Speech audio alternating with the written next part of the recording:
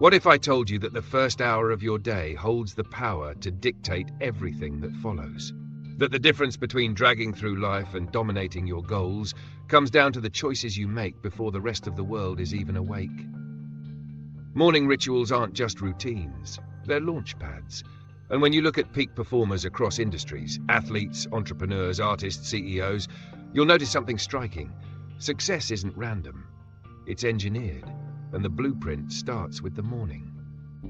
Before the calls, before the emails, before the noise, these people design their first moments with precision. Why? Because they know the truth most people ignore. If you don't own your morning, you don't own your day. And if you don't own your day, you'll never own your life. But let's get one thing straight. Morning rituals aren't about Instagram aesthetics or complicated routines that take 3 hours and involve chanting under waterfalls while drinking matcha flown in from the Himalayas. They're about control. They're about setting the tone, priming your mind, and giving yourself an unfair advantage before the rest of the world hits snooze for the third time. And here's the kicker. It doesn't take hours. You can build a ritual so tight and so effective, it fits inside 60 minutes and changes everything. So let's pull back the curtain and steal 3 habits straight from the playbooks of world-class performers. But before we dive into the specifics, let me paint the picture. Imagine 2 people waking up tomorrow. Person A rolls over, grabs their phone, scrolls through emails, scrolls through news, scrolls through social. Within 5 minutes, their brain is hijacked by other people's agendas, global disasters, and pictures of brunch they weren't invited to. They stumble out of bed, reactive, scattered, and already behind. Now person B, alarm goes off, and instead of reaching for chaos, they reach for clarity. They start with intention, move with purpose, and create momentum before the first text comes in. By 8 a.m., one person is drowning in distractions, the other is surfing on top of their day. Which life do you want? That's what this is about. The first habit we're stealing is something every high performer I've studied swears by: movement. Before you groan, thinking I'm about to tell you to run a marathon before sunrise, relax. I'm talking about 10 to 20 minutes of intentional movement, body in motion, blood flowing, heart awake. Why? Because physiology drives psychology. You can't think like a winner when your body feels like a corpse. When you move, you trigger a cascade of chemicals, dopamine, serotonin, endorphins, that flip the switch from groggy to go mode. Tony Robbins calls this changing your state. Serena Williams, Richard Branson, countless elite achievers, they move early because they know energy isn't found, it's generated. You don't wait to feel good. You move first, and the feeling follows. Here's the science. When you exercise, even lightly, you boost oxygen and nutrient flow to the brain, sharpening focus. You lower cortisol, the stress hormone that skyrockets when you wake up. And you activate the prefrontal cortex, the part of your brain that handles decision-making, planning, and creativity. Translation? You start your day mentally sharper, emotionally calmer, and physically energized. All from a few minutes of movement. So whether it's yoga, a brisk walk, bodyweight exercises, or dancing like a maniac to your favorite song, the rule is simple. Wake the body, wake the mind. Now, let's talk about the second habit, silence. This might sound counterintuitive in a world that glorifies hustle and noise, but the most powerful performers know that clarity is a superpower, and clarity doesn't come from chaos, it comes from stillness. Call it meditation, call it mindfulness, call it breathing, it doesn't matter what you call it. What matters is this: you create a pocket of peace before the world starts clawing at your attention. Why? Because when you wake up, your brain is in a highly programmable state. The door to your subconscious is wide open. Whatever you feed it, stress, negativity, distraction, that's the track your mind will run on for hours. But if you feed it calm, intention, gratitude, you hardwire focus and resilience into your system before life throws its first punch. Oprah meditates every morning. So does Ray Dalio, one of the most successful investors alive. CEOs, athletes, artists, they all have some form of this ritual. And the benefits aren't woo-woo, they're neuroscience. Regular meditation shrinks the amygdala, the brain's fear center, and strengthens the prefrontal cortex, the command center. In plain English, it makes you less reactive and more intentional. Just 5 minutes of deep breathing, inhale through the nose for 4, hold for 4, exhale for 6, can flood your system with calm and clarity. And if you think you're too busy for that, let me hit you with this truth bomb. If you don't have 5 minutes to center yourself, you don't have a life. And now the third habit, the one that separates the good from the great, deliberate mental priming. This is where you wire your brain for success before you take a single step into the world. High performers don't stumble into their days hoping for the best. They script the narrative. They visualize the outcome. They speak the language of possibility before reality has a chance to argue. Muhammad Ali said, "I am the greatest," long before the world agreed. Why? Because words create worlds. Your brain is a prediction machine, constantly scanning for cues on what to expect. When you tell it who you are and what you're about to do, it doesn't just hear you. It hunts for proof to make it true. Here's how you do it. After your movement and your moment of silence, take a minute to ask 3 questions. 1. What am I grateful for right now? 2. What would make today amazing? 3. Who needs me at my best today? These questions do 3 powerful things. They flip your brain out of scarcity into abundance. They focus you on high-impact actions, and they connect your effort to a purpose bigger than yourself. Gratitude kills fear. Intention kills distraction. Purpose kills apathy. You want to feel unstoppable? Start with those 3 questions. Now imagine stacking these habits. 10 minutes of movement, 5 minutes of silence, 2 minutes of mental priming, 17 minutes total. Less than the time most people spend scrolling through TikTok in bed. But the ROI? Off the charts. You walk into your day calm, clear, energized, focused, and wired to win. And here's the best part. You don't have to take my word for it. Try it.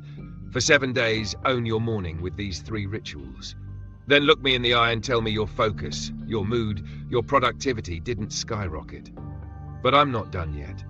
Because rituals aren't just about what you do, they're about what you don't do. And this is where most people sabotage themselves. The first thing almost everyone does in the morning is check their phone, email, social, news. And in that moment, their day is hijacked. Their attention is scattered. Their mood is reactive. They've handed the keys of their mind to a dozen strangers before they've even brushed their teeth. Don't do it. Make your morning a no-phone zone for the first 30 minutes. Guard that time like your life depends on it, because in a way, it does. Your focus, your peace, your creativity, they all bleed out when you start your day in reaction mode. Replace the phone with intention, and you've just bought yourself more mental bandwidth than any productivity app could ever give you. Now let's peel back another layer. Why do these rituals work so powerfully? Because they're more than habits, they're identity signals. When you move, breathe, and prime your mind first thing in the morning, you're not just checking boxes, you're sending a message to yourself. I am the kind of person who takes control.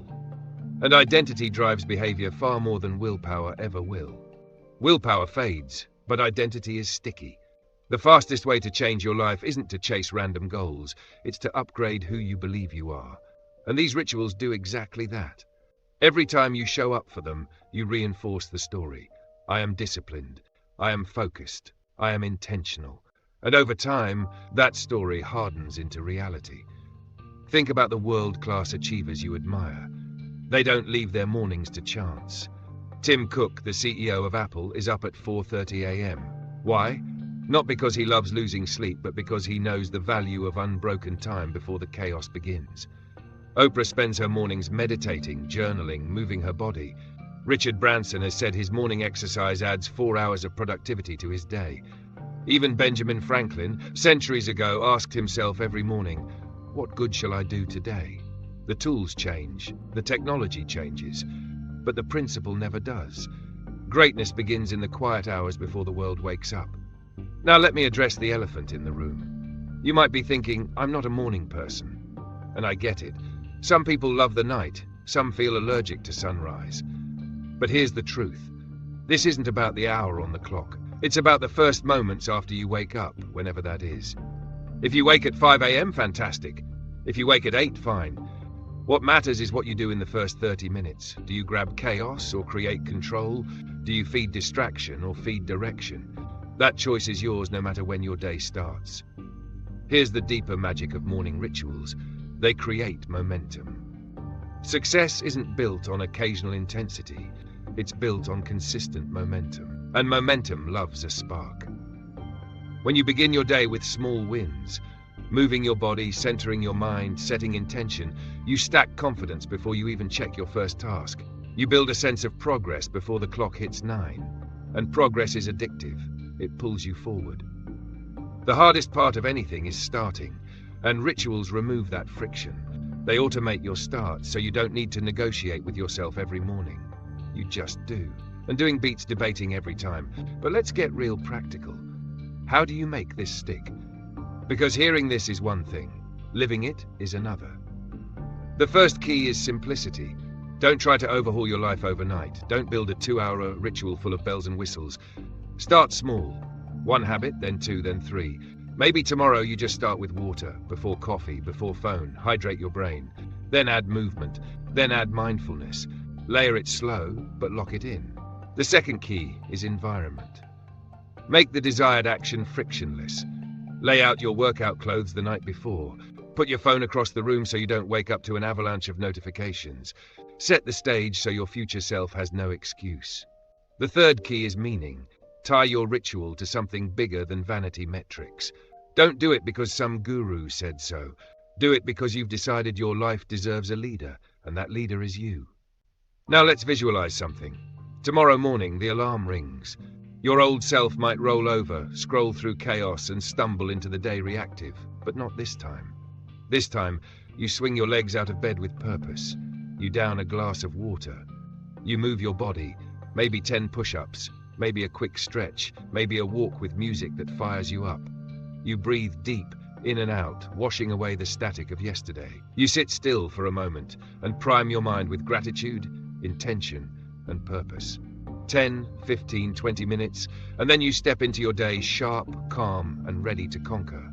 Compare that version of you to the version still tangled in sheets, scrolling through noise. Which one wins the week? Which one wins the year? Which one wins the life? The truth is, rituals are leverage. They take the smallest units of time and multiply their impact across everything else. They're the hidden gears that turn the big wheels of achievement. And you don't need talent to practice them. You don't need luck. You just need commitment. Because here's the final secret. Greatness isn't in the grand gestures. It's in the quiet, invisible choices you repeat when nobody's watching. It's in the mornings you own before the world demands a piece of you. It's in the moments when you decide to lead yourself instead of letting life lead you. That's where power lives, and it's waiting for you tomorrow morning. So here's your challenge. For the next 7 days, run this experiment. Before you touch your phone, before you let the world in, spend 15 minutes on you. Move your body, quiet your mind, prime your focus. Guard those minutes like treasure, because they are. And at the end of 7 days, step back and ask, how do I feel? How do I perform? How do I show up? I'll tell you the answer now. Sharper, stronger, more grounded, more unstoppable. Because when you own the morning, you own the day. And when you own the day, you start owning your life.